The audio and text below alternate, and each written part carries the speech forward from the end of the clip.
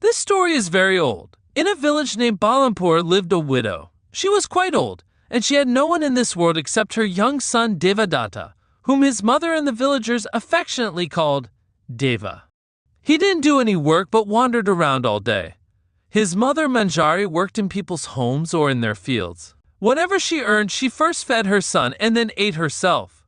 Manjari always advised her son, "Son, you're grown up now. Find some work. Wandering around like this all day isn't good." But he would listen with one ear and let it out the other. Manjari loved her son very much because he was the last memory of her husband, so she never enforced any strictness or pressure on him. One day, Deva was climbing a tree in a nearby forest, picking tamarind. Suddenly, he saw some horsemen approaching from a distance. He was surprised. Who were these people coming towards the village? The horsemen turned towards the village, not far from the tree where Deva was sitting. They all had menacing faces and carried swords and spears. Deva realized they must be bandits on their way to rob the village. He quickly climbed down the tree and rushed towards the village. When he reached his village a short while later, he saw the landlord's house on fire. Many people were trying to extinguish the fire. Upon inquiring, he learned that bandits had attacked the landlord's house, set it on fire, and fled with thousands of dollars worth of jewelry and valuables. As they were leaving, they also killed a maid working in the house who tried to stop them. Hearing this, Deva's heart sank because his mother often went to work at the landlord's house. Pushing through the crowd, he entered the house.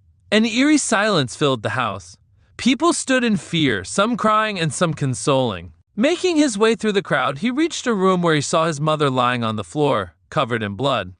Seeing his mother in such a condition, a terrible scream escaped his lips. After his mother's death, he felt the true depth of her love. Now there was no one to love him, no one to feed him. He wandered aimlessly in the village all day. No one showed him any sympathy, no one offered him food. Finally, he decided to leave the village. Leaving everything behind, he would go far away. The next day, he woke up and set off towards the forest from where the bandits had come, as that was the road to another city. As he left the village, he saw a man struggling to carry some heavy goods. The man, seeing Deva, said, "Son, please carry these goods to my house. I'll pay you for it." Deva was hungry and thirsty, but he lifted the goods and walked alongside the man. After about an hour's walk, they reached the man's house. Deva unloaded the goods. The man gave him some money and a bag containing roti and vegetables. Deva thanked him and took the food. He was hungry since morning, so he ate first and thanked God. Then he continued his journey. After walking for a long time, he saw a well. He drank some water and sat under a tree to eat. He had just started eating when a dog came and stood beside him. Deva gave some roti to the dog as well. Thus he ate some food himself and shared some with the dog.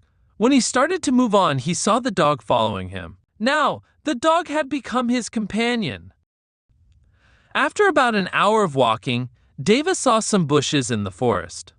The dog started barking near the bushes. When Deva peered into the bushes, he was astonished to see a magnificent high-bred horse entangled in them. Deva quickly freed the horse. The horse was starving and immediately began grazing on the green grass. Deva wondered how such a splendid horse ended up in those dense bushes. He took the horse's reins and continued his journey, leading the horse as he didn't know how to ride. They had barely walked a short distance when he found a sword lying on the path. The hilt was studded with precious jewels. He looked at the sword carefully and thought it must have some connection to the horse. He picked up the sword and moved forward. A little further on, he saw some clothes. These were not ordinary clothes, but royal attire stained with blood. Deva gathered the clothes and kept them with him, then continued his journey. By the time it was afternoon, they ate their remaining food while the horse grazed. While Deva was going to the river to drink water after eating some roti, he suddenly heard a loud roar from the bushes. He saw a dangerous lion emerging from the bushes and advancing towards him. His whole body trembled with fear. He composed himself and ran towards where he had left the sword. But before he could reach the sword, the lion was upon him. Just as the lion was about to attack, his companion, the dog, jumped in between. The dog put its paws into the lion's mouth and fought with it. Now Deva had enough time to run and grab his sword. He did just that, and with one swift stroke, he beheaded the lion. But in this encounter, His loyal dog was killed. Deva was deeply saddened, thinking that the dog, to whom he had only given a few meals, had become so loyal that it sacrificed its life to save him. Deva continued his journey with the horse. After about an hour, something suddenly fell from the sky in front of him. At first he recoiled in fear, but then he saw that the fallen object was a large falcon, as big as a kid goat. One of its legs was bleeding and it was unconscious. Deva picked up the falcon, bandaged its wound, and carried it with him. It was evening and darkness was falling. Deva wanted to reach a place where he could spend the night as soon as possible. Lost in these thoughts, he was moving forward when he saw a man sitting with a monkey.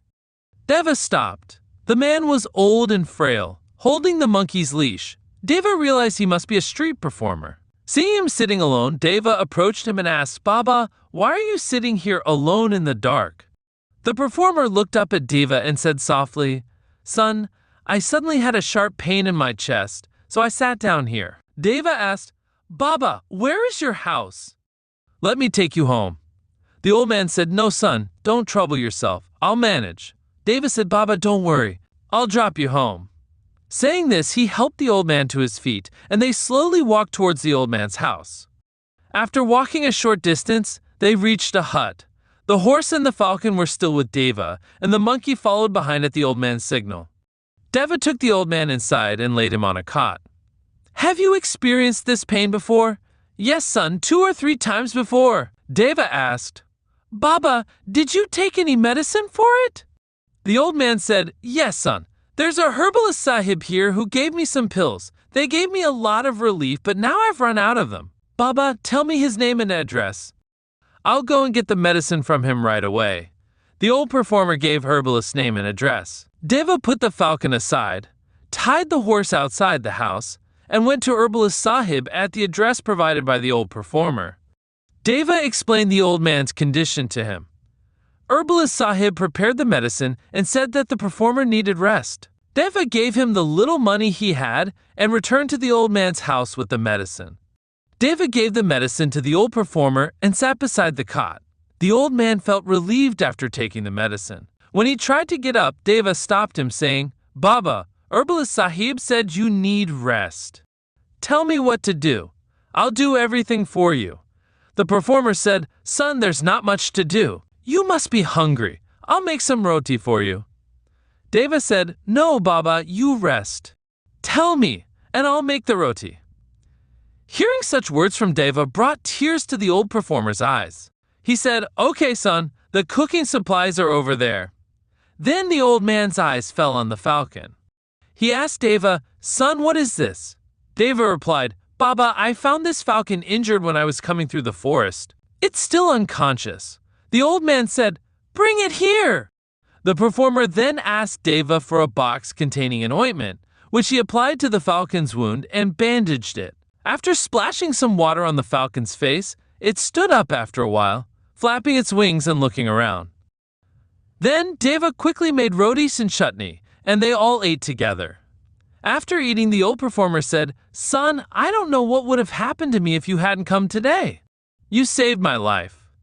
Deva said, "Baba, I'm no lifesaver. God is the lifesaver. He sent me there at the right time, and I also found a place to spend the night." The old man asked, "Son, who are you, and why have you come here?" Then Deva told the performer his whole story about how bandits killed his mother, and he left the village and came here. "Now I will stay in this city and find some work."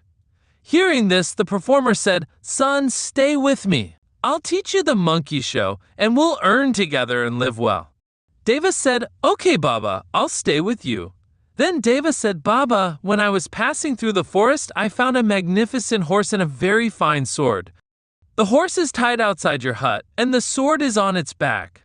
I also have some blood-stained clothes with me." When the old man heard these words, his eyes widened in surprise. He said, "Son, show me those clothes quickly." Deva immediately went out and brought the sword and clothes to the Baba. Seeing them, the performer said, "Son, you've done a great job. Your fortune has awakened." Deva asked in surprise, "Baba, how so?" The performer explained, "Son, the king's son of this kingdom went hunting in the forest with some companions, but he lost his way and never returned. People searched for him a lot, but he was never found. Today the king announced that whoever finds the prince will be richly rewarded.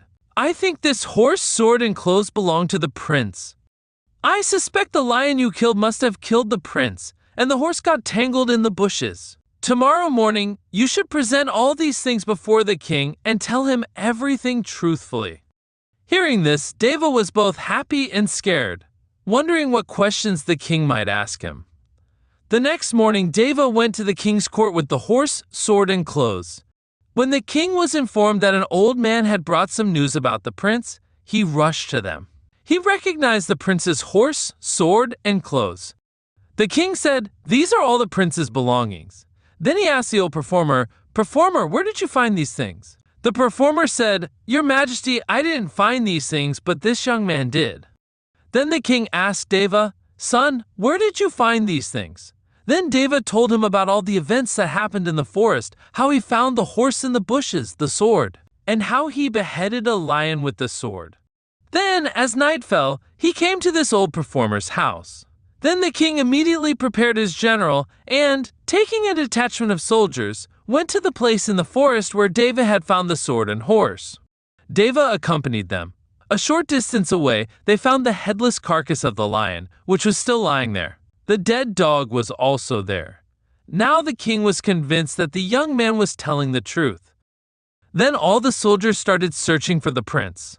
After a while, suddenly a soldier's voice was heard calling everyone towards him. When everyone reached there, they saw the prince's body lying there. It appeared that some wild animal had mauled him.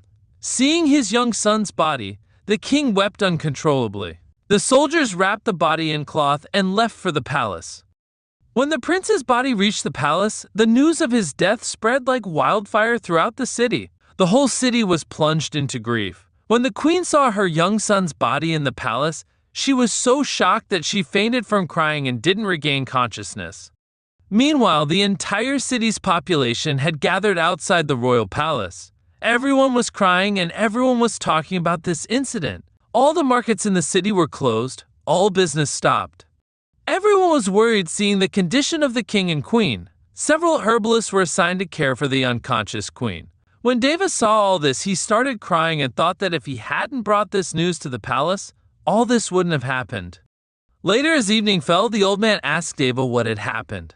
Deva told the old performer everything, how the prince's body was found in the forest, which plunged the entire palace into mourning. If I had known that this would happen, I would never have brought this news to the palace. The old man consoled him, saying, "No, son, it's not your fault. It had already happened. You only delivered the news." Then they all had dinner. The falcon's wounds had healed considerably by now. The reward announced by the king for the one who brought news of the prince had not yet been given to Deva. Deva had no greed for the reward. Waking up in the morning, both of them started preparing for their street performance. Taking the falcon and monkey, they started roaming the city's markets. They performed at various places, collected money, and returned home in the evening.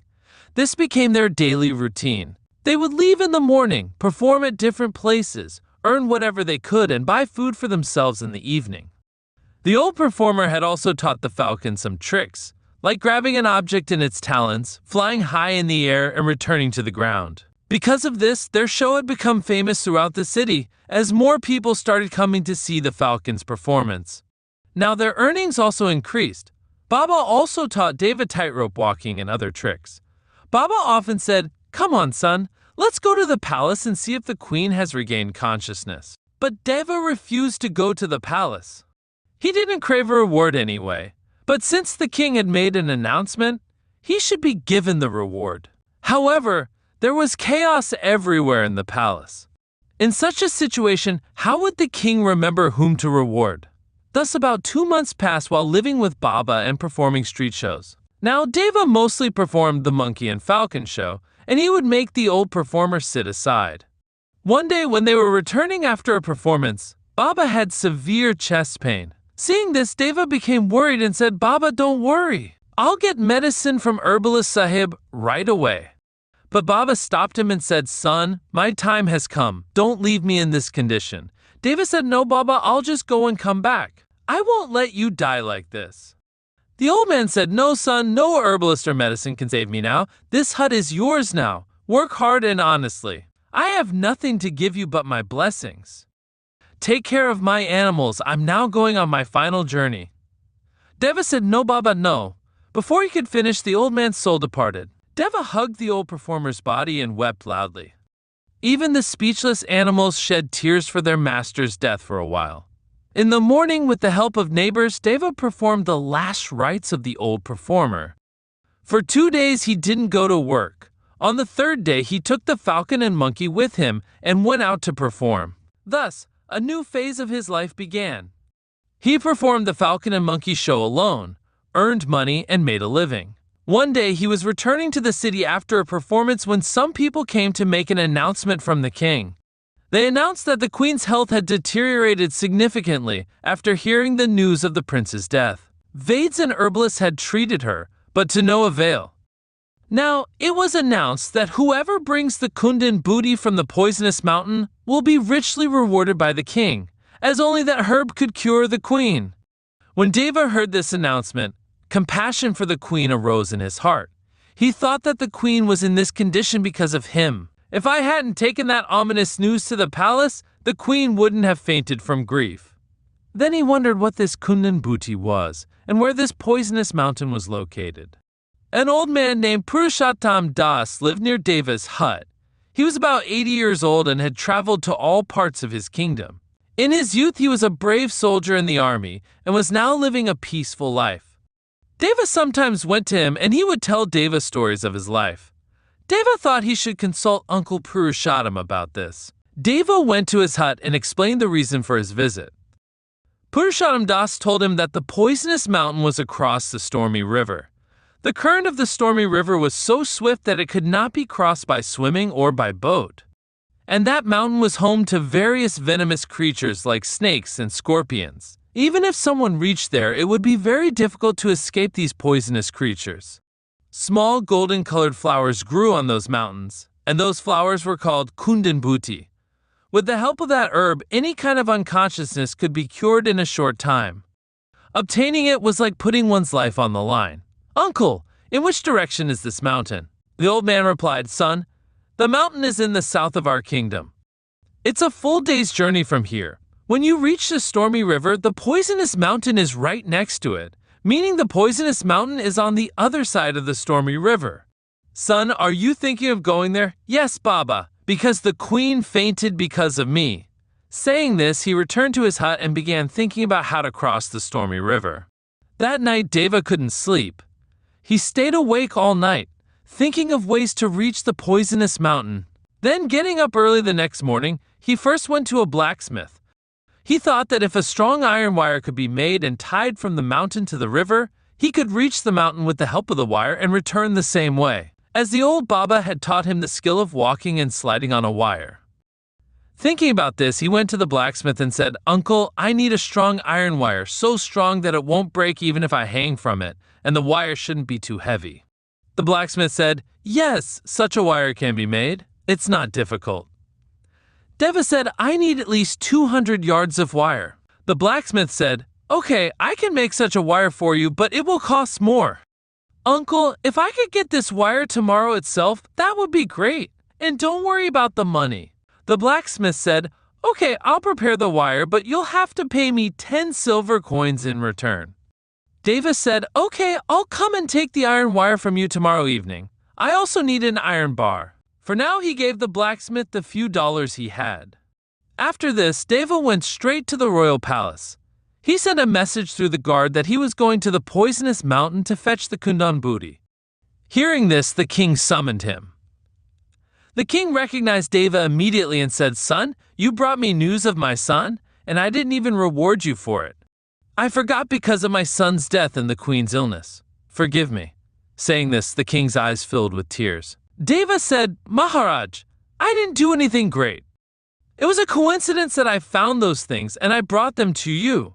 If I hadn't given you that news, maybe the queen would be perfectly fine, and I consider myself responsible for all this.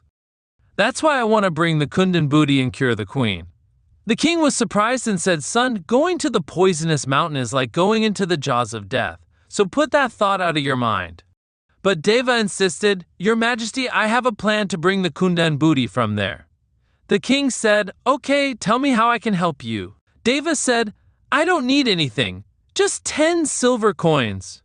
The king asked, "With such a small amount, how will you do such a difficult task?" "All right, I'll give you 50 silver coins instead of 10. If you don't return to me with the Kundan booty within 4 days, I'll assume you're dead." Deva took the 50 coins and went straight to the blacksmith. He had a strong and lightweight iron wire made according to his specifications, along with an iron bar. Taking all this equipment and some food and water, he returned home. He spent the entire night making preparations. The next morning, he went straight to his neighbor, old Purushottam Das, and said, "Uncle, I'm going towards the poisonous mountain. You take care of my hut. If I don't return within 4 days, assume I'm dead."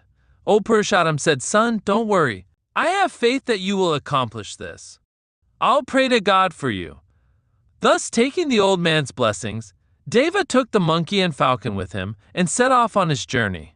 After a full day's journey, he reached the river known as the Stormy River, whose swift currents no one dared to enter. On the other side of the river was a large mountain where the Kundan booty grew. Deva tied one end of the iron wire securely to the iron bar and signaled the falcon to carry the bar to the top of the mountain. The falcon understood its master's signal, grabbed the bar in its talons, and flew towards the mountain, where it dropped the bar, and it landed among the rocks. The other end of the wire, attached to the bar, was still in Deva's hand on the other side of the river. After the bar fell among the rocks, Deva started pulling the wire from the other side. Pulling and pulling, when the bar got stuck between 2 rocks, Deva jerked it several times. When he was satisfied that the bar would not come loose from between the rocks, he tied the other end of the iron wire securely to a tall tree near the river. Then Deva, hanging, swinging, and sliding on the iron wire, reached the poisonous mountain. Because he knew how to slide on the iron wire, he quickly started collecting the Kundan booty flowers and placed them in a pot.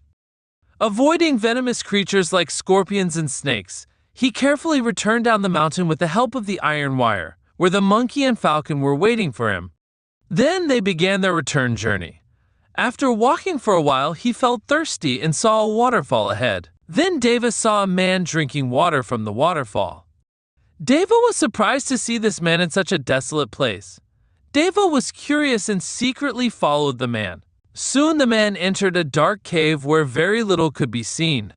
Deva also stealthily entered the cave. He saw several weapons, including swords and spears, lying in one part of the cave. Large chests were kept in a dark corner. The man went to the chests and opened one of them. The chest was filled with diamonds, jewels, and ornaments, seeing which the man became happy and said to himself, "Before the rest of my robber companions arrive, I'll fill this treasure in my sack and get out of here." Deva, hidden there, was watching and listening to all this. He immediately realized that this cave was a robber's den, and this man was one of them, who was trying to steal their treasure by betraying his companions. Then Deva's eyes fell on some bangles in the chest. Deva was astonished to see that these were his mother's bangles. These were the same robbers who had killed his mother. Seeing this, his blood boiled, and he decided to take revenge on the robbers. He picked up a sword lying nearby and beheaded the man with a single stroke. Then he took his mother's bangles and quickly came out of the cave. He returned to the monkey and falcon. Then they quickly headed towards the royal palace. Deva wanted to reach the palace as soon as possible, so that he could give the Kundan booty to the king and also tell him about the robbers' den, so that the king's soldiers could capture and punish them. Soon Deva reached the palace and went straight to the king. He gave the Kundan booty to the king and told him about the robbers. The king first gave the herb to the Vaid, who treated the queen, and she regained consciousness. Then the king called his general and ordered him to take soldiers with him. Go to the place indicated by Deva and bring the robbers before him, dead or alive. Upon receiving the king's order, the general took many soldiers with him and followed the path described by Deva. When they reached the cave, no one was there at that time. Deva said they should hide and wait there for a while because he was sure the robbers could return to their den any time. Then they all hid there and waited for the robbers. And then it happened. As evening fell, the robbers returned to their den. They were unaware of the soldiers' presence there. At the general's signal, the soldiers attacked the robbers. The robbers didn't get a chance to react to the sudden attack. The soldiers killed many robbers, and those who survived were captured and presented before the king. While leaving, the soldiers also took the treasure chest with them. Reaching the palace, the robbers and their treasure were presented before the king. When the robbers' looted goods were searched, a shining necklace was found among them. The king recognized the necklace. It actually belonged to the prince. Seeing the necklace, the king asked the robber chief, "How did this come into your possession?" The robber chief fearfully said, "Your Majesty, about a month ago, we met a horseman in the forest. From his attire, he seemed to belong to some royal family. We planned to rob him, but that young man was very brave, and he fought us. In that fight, he was killed by us. This necklace belonged to that young man." Hearing this, the king's anger soared, and he shouted, "That young man was our son!" The king ordered his soldiers, "Take them all away and behead them right now." And then all the soldiers took the robbers away. After this, the king said to Deva, "Son, because of your bravery and wisdom, I was able to bring justice to my son's killers, and the queen's life was also saved. I am very grateful to you for this. To tell you the truth, I see my son in you. In fact, from today onwards, you are my son. I declare that from today you are the crown prince of this kingdom, and after me you will take the reins of this kingdom. I am sure that this kingdom will always be safe in the hands of a brave and intelligent young man like you." And then Deva was crowned as the prince. So friends, I hope you enjoyed this story very much. So like this video and don't forget to write your good comments. Along with your good comments, also write your name and your city's name. So see you in the next story.